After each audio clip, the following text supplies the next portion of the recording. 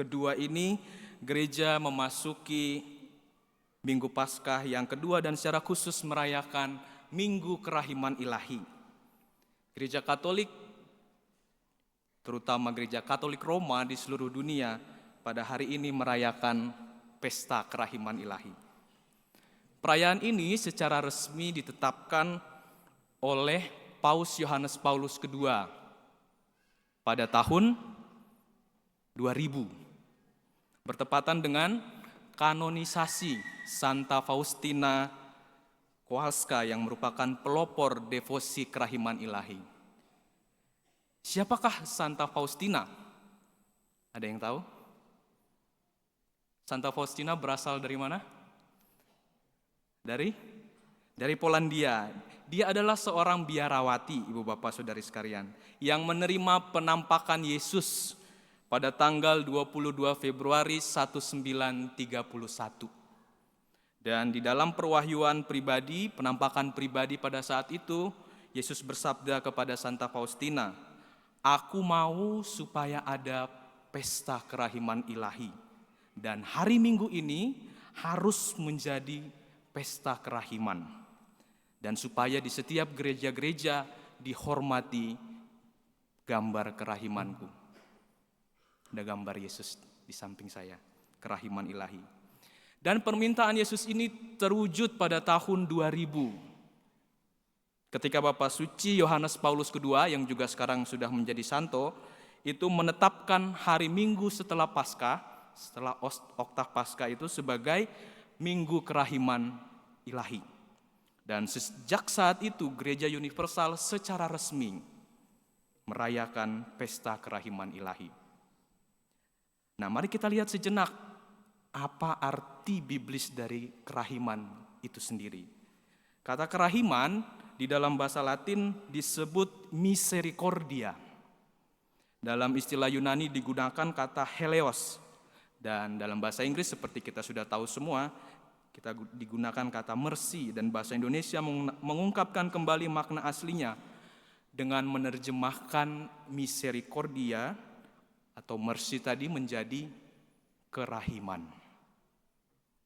Nah, yang menarik ini, di dalam bahasa Ibrani, belas kasih itu disebut dengan istilah rahamim atau keset. Bukan keset itu ya. Keset apa? Yang di toilet-toilet bukan. Ini bahasa Ibrani namanya keset atau rahamim. Dua ungkapan yang dipakai untuk menyebut sifat kasih Allah. Kata rahamim ada kaitannya dengan kata rehem yang artinya rahim atau kandungan. Maka dengan demikian terjemahan rahamim adalah sifat kasih Allah yang serupa dengan sifat rahim seorang ibu. Seperti kita ketahui ya, apa itu sifat-sifat dari rahim? Rahim melindungi janin, menghidupi, menghangatkan, memberi pertumbuhan, ya kan? Menjaga, menerima tanpa syarat, dan membawa kemana-mana. Pernah kita lihat seorang janin tidak dibawa kemana-mana oleh ibunya? Pasti selalu dibawa kemana-mana janin. Nah, kebetulan perut saya gendut ini, ada janinnya.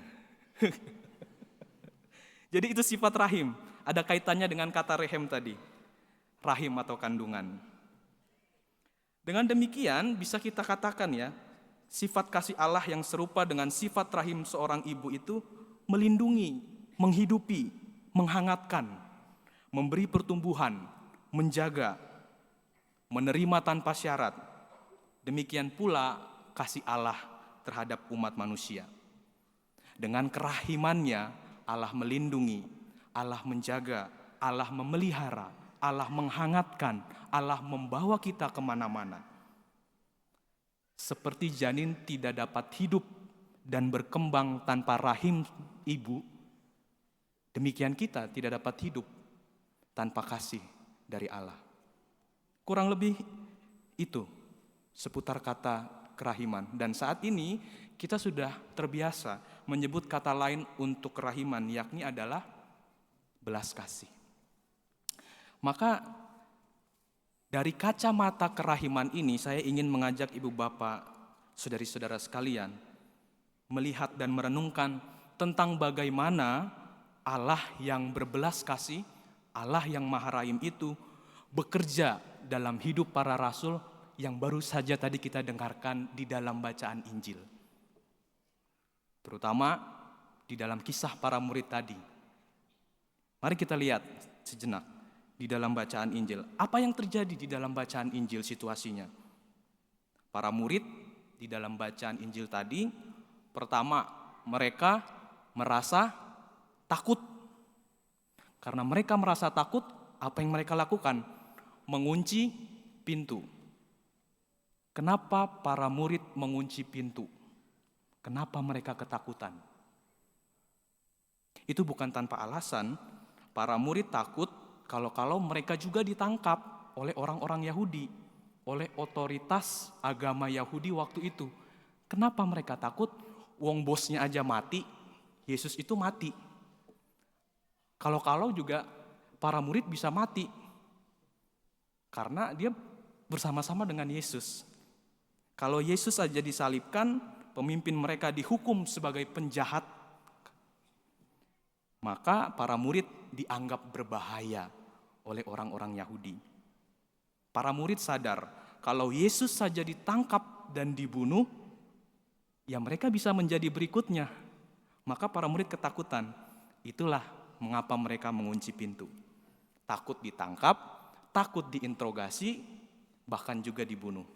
Yang kedua, situasinya selain takut, para murid juga mengalami ketakutan dari dalam.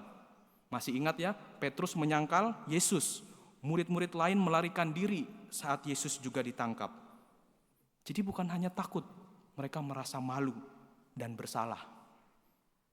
Dan yang ketiga, mereka kecewa, harapan mereka runtuh. Sebelumnya mereka berharap Yesus yang adalah Mesias itu akan menyelamatkan, akan membawa perubahan besar. Tetapi Yesus mati, Yesus wafat. Mereka bingung kalau Yesus mati, lalu apa arti semua yang kami ikuti? Arah hidup tidak jelas, arah hidup hancur, harapan juga hancur. Dan yang terakhir, situasinya, para murid belum mengerti sepenuhnya tentang kebangkitan. Walaupun Yesus sudah bangkit, para murid belum sepenuhnya memahami itu. Berita kebangkitan ini, ibu bapak, saudari-saudara yang terkasih, masih membingungkan, sulit dipercaya. Jadi, kalau saya renungkan, mereka berada di antara takut, kebingungan, tapi juga ragu. Nah, tokoh yang dimunculkan di dalam bacaan Injil yang sangat kontras dalam situasi seperti ini siapa? Thomas. Sangat jelas di sana. Disinilah saya mengajak kita semua untuk melihat Thomas menjadi sangat dekat dengan kita. Thomas berkata apa? Sebelum aku melihat bekas paku pada tangannya, sebelum aku mencucukkan jariku ke dalam bekas paku itu dan mencucukkan tanganku ke dalam lambungnya, sekali-kali aku tidak akan percaya. Sebenarnya Thomas mau ngomong apa? Aku tidak percaya kalau aku tidak melihat langsung. Itu situasinya. Dalam permenungan saya melihat secara pribadi, ini bukan kelemahan Thomas. Ini kejujuran Thomas. Barangkali ibu bapak, ini bukan hanya cerita mereka pada saat itu, para murid, tetapi juga cerita kita saat ini. Kita juga punya, dalam tanda petik, pintu yang tertutup. Punya ketakutan, punya keraguan yang kita simpan, punya mungkin luka yang tidak kita ceritakan. Kita pernah mengalami iman yang mulai goyah. Berdoa tanpa harapan, merasa doa-doa kita tidak didengar. Hadir di gereja, tapi hati kosong. Pintu seakan tertutup. Bukankah ini juga kadang-kadang yang muncul di dalam batin kita? Tuhan, kalau Engkau adalah Allah, mengapa aku orang yang benar dan baik ini mengalami penderitaan dan kesusahan? Kalau Engkau adalah Tuhan yang maha belas kasih dan mengasihi aku, mengapa Engkau mengambil anakku, satu-satunya yang kukasihi, kembali kepadamu? Tuhan, kalau Engkau adalah Allah, mengapa Engkau tidak menolong keluargaku? Kenapa Engkau seolah diam, dan lain sebagainya. Mempertanyakan seperti Thomas. Mempertanyakan kehadiran Tuhan Allah dalam kehidupan kita. Dan bila saya renungkan lebih dalam, masalahnya adalah bukan kita ragu, masalahnya adalah kalau kita berhenti mencari Tuhan. Berhenti membuka hati kita untuk Tuhan. Berhenti untuk tidak mau menjumpai Tuhan. Apa yang terjadi oleh Thomas? Apakah mereka berhenti? Apakah Thomas berhenti mencari Tuhan? Tidak. Thomas tidak tinggal diam. Thomas mempertanyakan. Tetapi ini kelebihan Thomas. Thomas tetap tinggal di dalam komunitas dan mencari Tuhan. Dalam situasi seperti inilah Allah yang berbelas kasih ini datang di dalam diri Thomas dan para murid yang bangkit untuk menampakkan diri kepada mereka. Yesus menjumpai mereka, Yesus menyapa mereka, Yesus berkata, apa kata Yesus kepada para murid yang pertama keluar? Damai sejahtera bagi kamu. Allah yang hadir dalam diri Yesus yang maha belas kasih itu tidak meninggalkan para murid. Allah hadir menjaga mereka, memberi kehangatan, melenyapkan ketakutan, dan memberikan keberanian kepada para murid. Dan ini luar biasa bagi saya. Kenapa luar biasa? Tuhan tidak menunggu kita siap. Tuhan datang saat kita rapuh. Inilah yang disebut kerahiman Allah. Belas kasih-Nya tidak memandang seberapa besar kedosaan dan kelemahan saya. Allah yang maha rahim dan berbelas kasih itu menyapa dan terus-menerus menjumpai kita. Dan disitulah Yesus datang. Tuhan selalu datang kepada mereka yang tetap tinggal, walaupun ragu. Tuhan tetap datang kepada mereka yang mau membuka hatinya. Dan akhirnya Thomas berkata, apa jawaban Thomas kepada Tuhan Yesus? Ya Tuhanku dan Allahku. Thomas dapat melihat Bapa melalui Yesus. Ingat kata-kata Yesus, kalau engkau melihat aku, maka engkau melihat Bapa. Ini perubahan besar yang saya temukan dan saya refleksikan. Dari Thomas yang menuntut bukti menjadi Thomas yang menyerahkan diri dalam rengkuhan belas kasih Allah. Ya Tuhanku dan Allahku. Maka ibu bapak, saudari-saudara yang terkasih dalam Kristus, hari ini kita belajar satu hal yang sangat mendalam.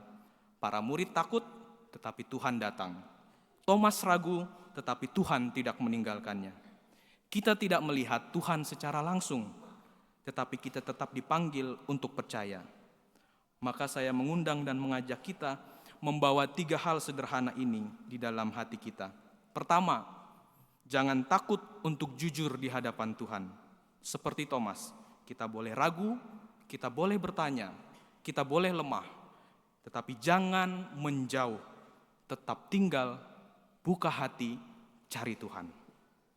Yang kedua, percayalah Tuhan datang dalam situasi kita yang rapuh. Tuhan tidak menunggu kita sempurna, Tuhan datang saat kita takut, saat kita sendirian, saat kita lemah, saat hati kita tertutup.